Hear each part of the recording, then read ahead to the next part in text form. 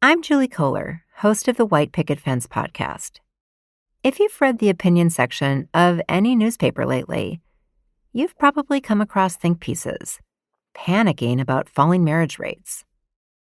They make sweeping claims that getting married will make you happier, healthier, and wealthier. Some even say that getting married is a way to stick it to the elites. I'm not so sure about that. This season on White Picket Fence, we're examining the current marriage panic. We'll go beyond the rosy sheen of love and commitment and expose the darker side to all of this marriage talk and explore what becomes possible when we broaden our imagination around what relationships can look like. Listen and subscribe wherever you get your podcasts.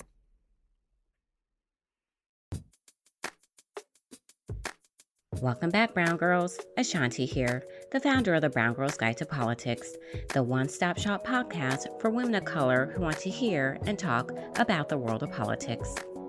As we continue with our collaboration with She the People, we are highlighting women from their 20 Women of Color to Watch in 2020 list. These are all barrier-breaking women who are changing the political landscape this year and beyond. Meet Imara Jones, the creator of TransLash, a docuseries about the lives of trans people of color. Imara aims to connect those stories to what is happening in society today.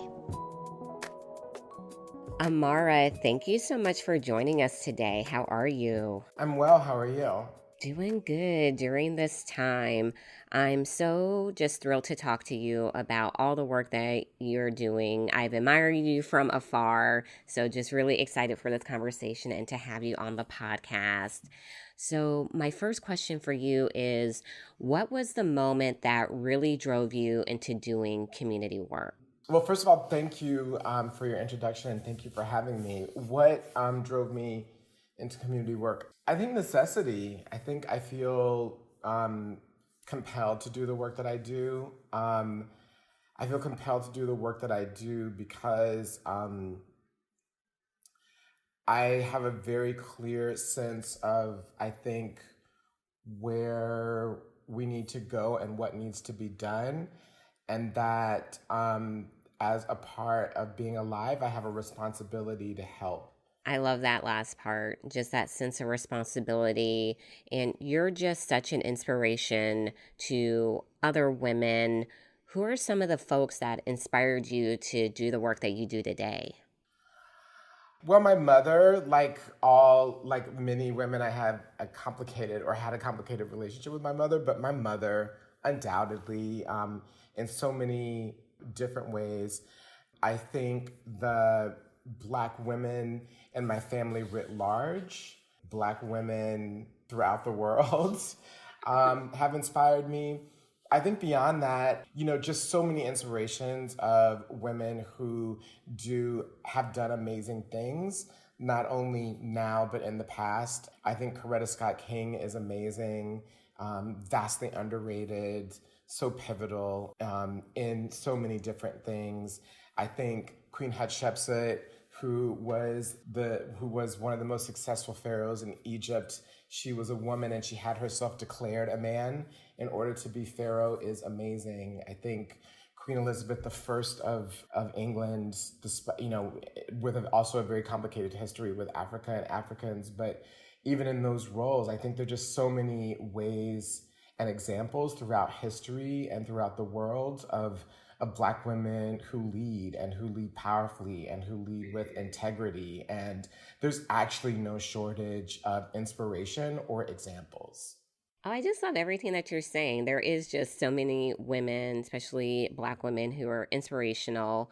You're one of those women, and I kind of want to shift now to dive into your background of storytelling.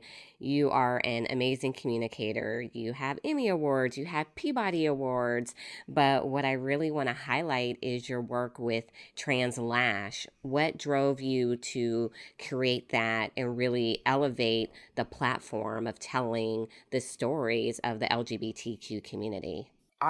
It's so fascinating because honestly, I'm one of those people who I'm actually more interested in other people than I am interested in myself, which is weird to be a public person in this moment because it's very much associated with you through valuing your voice in some ways above others, and that's not actually the way that I work or move in the world. So I had to be pushed to do it. Is the short answer. I had to be convinced by people that I trust that telling my story was a way to tell other people's stories, and that then could be used to leverage and humanize and expand power for trans people, specifically trans people of color. So I had to be coaxed into it to start with my own story, right?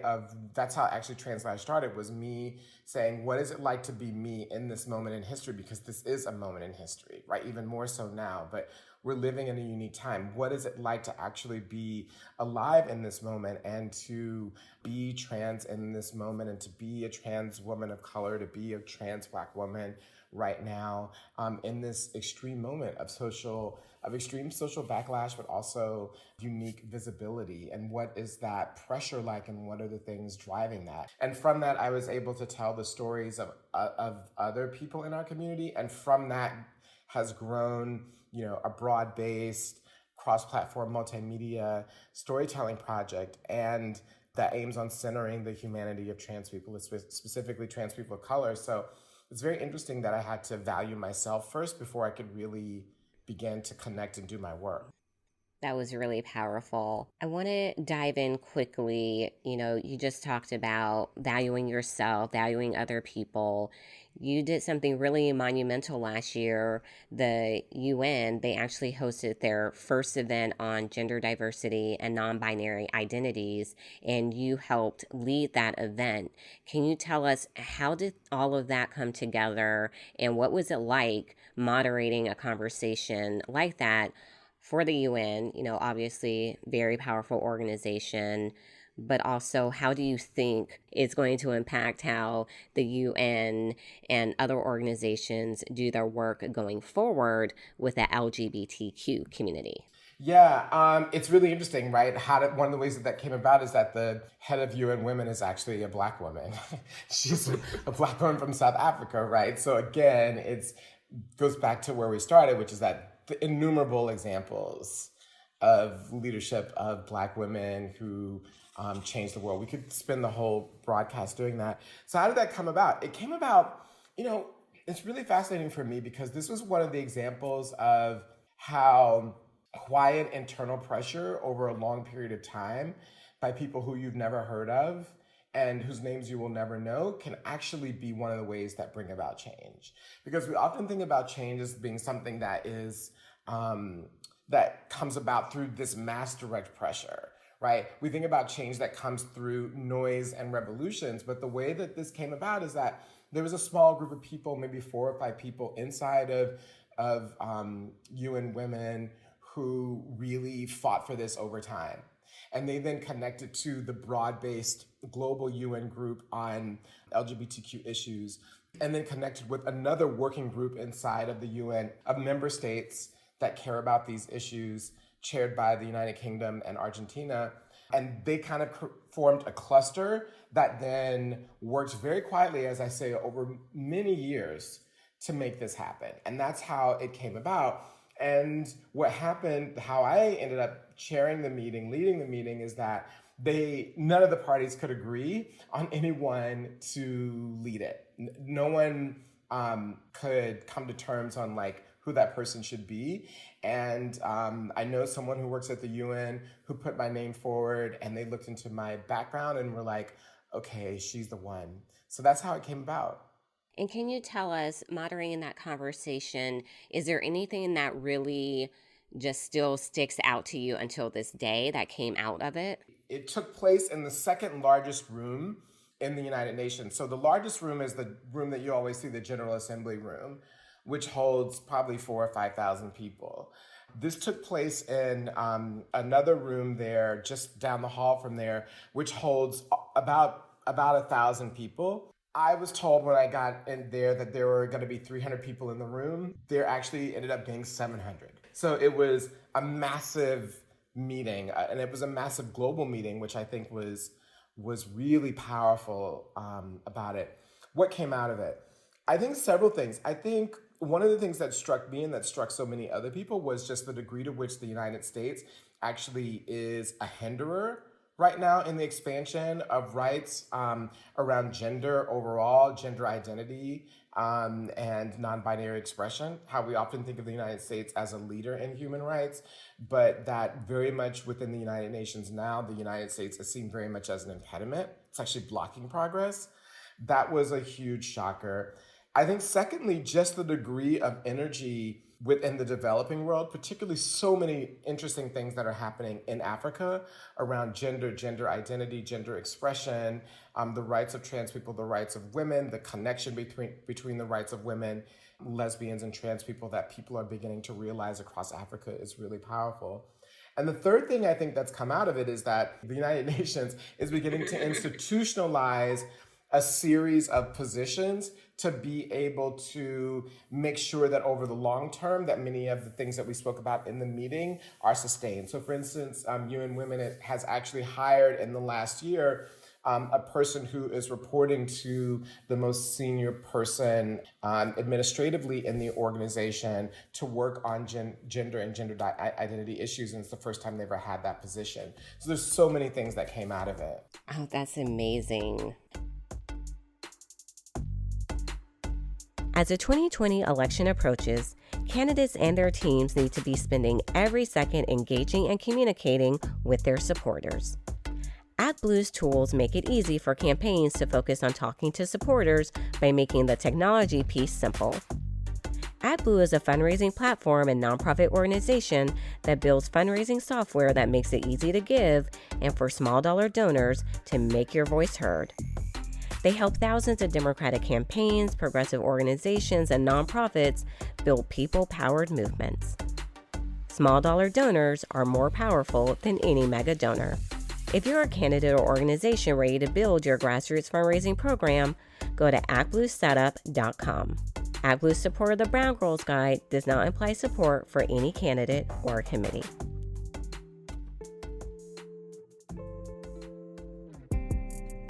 Taking a self-care day is always needed, especially during these times.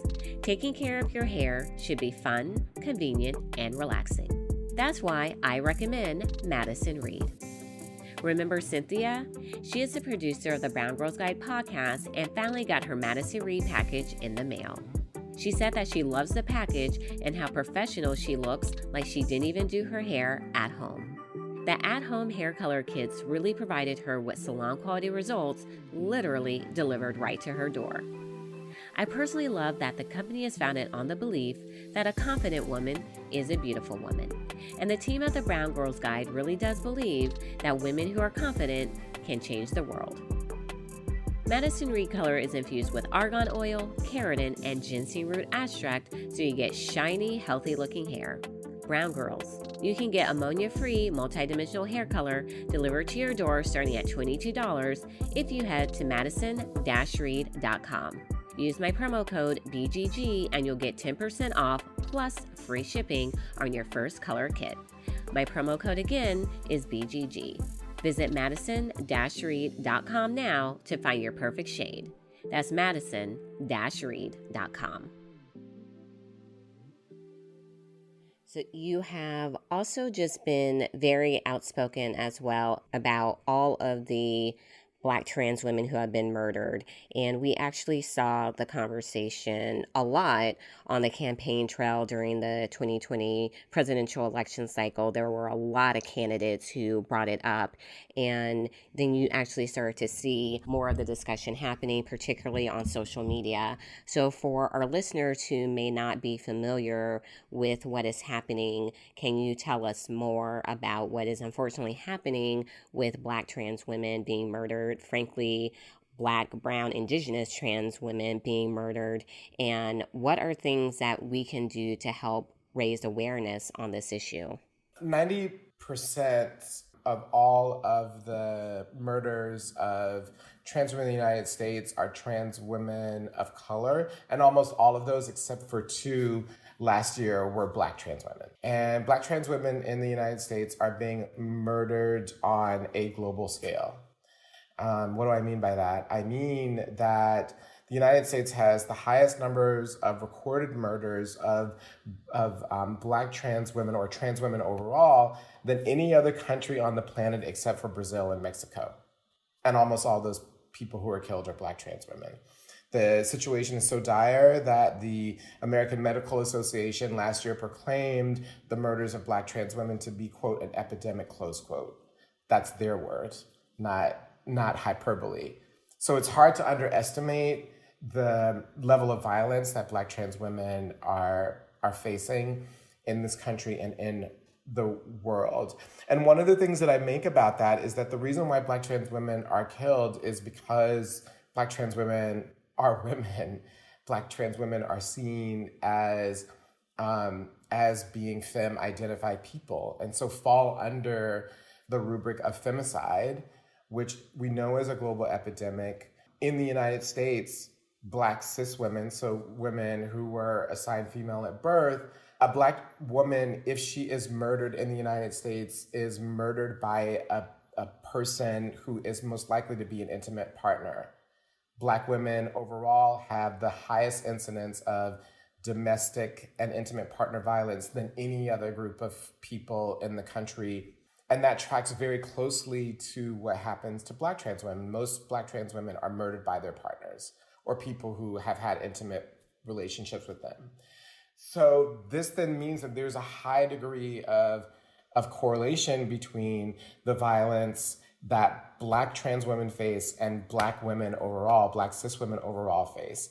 And that then means that there is common interest in jointly tackling the problem, because the problem that's killing us is patriarchy that gets distilled through the prism of race and power through our intimate partners.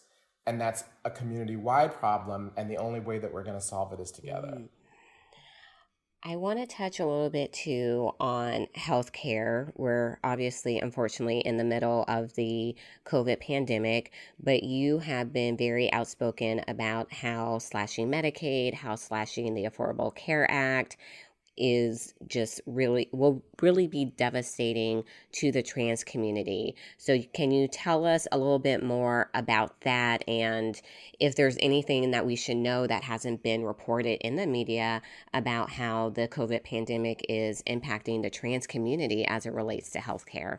So overall, I mean, healthcare is essential for trans people because every study shows that the degree to which trans people are able to get the healthcare that we need in order to be wholly ourselves, right? And I think that the thing that we need to realize is that trans is a diagnosable gender identity and medical definition of being trans. There are also ones that are cultural that have nothing to do with medicine. What that means is that science has shown that there are treatment protocols that, when they're implemented for trans people, extend our life expectancy, extend our quality of life, and extend our ability to be full human beings.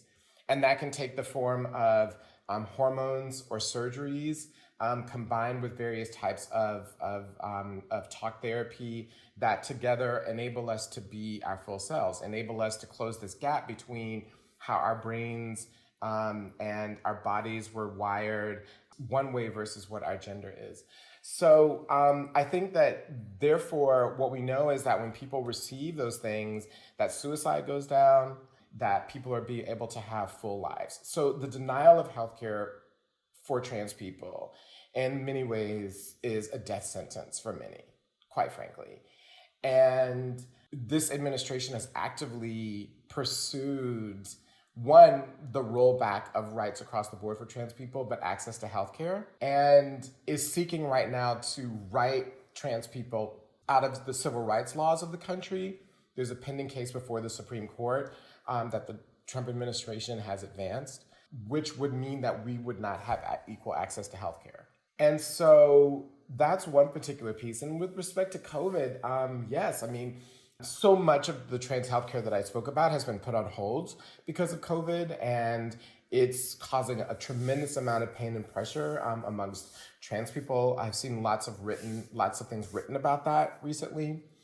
Moreover, trans people are highly marginalized in so many different ways. The COVID crisis has just accentuated all of the vulnerabilities. So food security, housing security, economic security, and those ultimately get translated into people's health. So there's a lot that's going on in the area of trans health. And when it comes to government policy, it's really negative. One other thing I should say, there's so much happening, is that right now there are all of these bills in state houses across the country that have been introduced to deny trans adolescents the ability to be able to have access to healthcare. So there's a lot of pushback, and it's highly negative, and it's costing people their lives. We have hit on so many topics, but I do want to ask, how can our listeners support the work that you're doing? Well, they can go to translash.org and subscribe to our newsletter, follow us on Facebook. Also, in these times, we continue to report on a variety of issues. As a matter of fact, in May, we have a program coming up on the impact of COVID-19 on trans healthcare, since that was your last question.